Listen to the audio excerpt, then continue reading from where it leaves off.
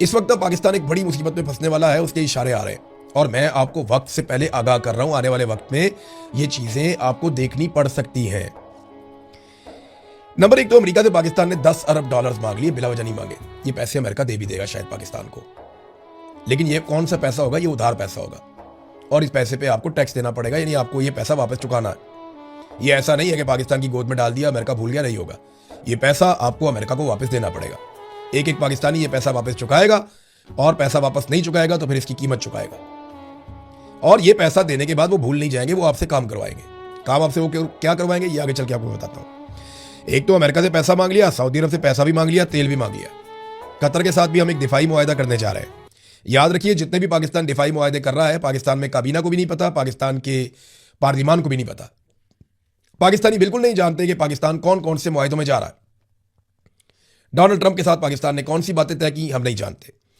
हमने सऊदी अरब के साथ कौन सा दिफाई मुआहदा किया, उसमें क्या चीजें तय हुई, हम नहीं जानते। कतर के साथ हम क्या मुआहदा करने जा रहे हैं, हमें बिल्कुल आइडिया नहीं है कि क्या होगा। हौसियों को पाकिस्तान ने वार्निंग दी, ये भी अब आपके सामने है।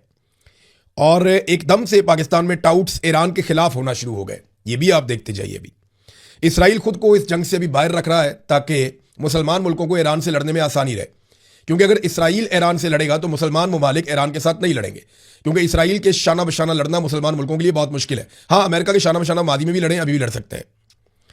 तो ये जो क्रेडिट रेटिंग भी पाकिस्तान की बेहतर दिखाई जा रही है ताकि पाकिस्तान को मजीद कर्जे वर्जे मिल जाए, हुकूमत आसानी में हो जाए।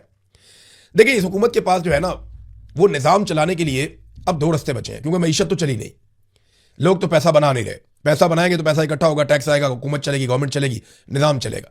ये निज़ाम को चलाने में मुकम्मल तौर पर नाकाम हो गए हैं, मईशत नहीं चली। अब इनके बाद दो रास्ते बचे हैं।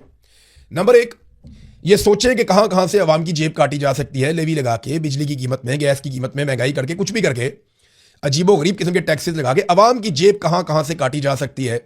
एक तो इनके सारी तवज्जो इस बात में, रोजाना की बुनियाद पर पेट्रोलियम मसनूआत की कीमतें बढ़ती हैं। मैं पाकिस्तानियों को मुबारकबाद पेश करता हूं कि गुज़िश्ता एक हफ्ते में सिर्फ एक मरतबा ऐसा हुआ कि पेट्रोलियम मसनूआत की कीमतें नहीं बढ़ी, और वो थी कल की रात। तो पाकिस्तानियों को मुबारकबाद कि कम से कम एक रात ऐसी थी कि जब पेट्रोलियम मसनूआत की कीमतें नहीं बढ़ाई गई, और आज के दिन में वही है जो कल के दिन में थी। तो एक तो इनके पास रास्ता यह है कि अवाम की जेबें काटें जैसे तैसे करके। दूसरा रास्ता यह है कि जितने हो सकें ये कर्जे हासिल करें।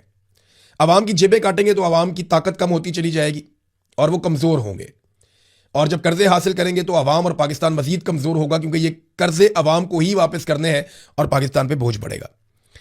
अब पाकिस्तान की जो खुद मुख्तारी है उसको ये गिरवी रखने जा रहे हैं इन कर्जों के लिए और इन सहूलियात के लिए जो अमेरिका से, सऊदी अरब से, गल्फ ममालिक से इनको मिल रही हैं।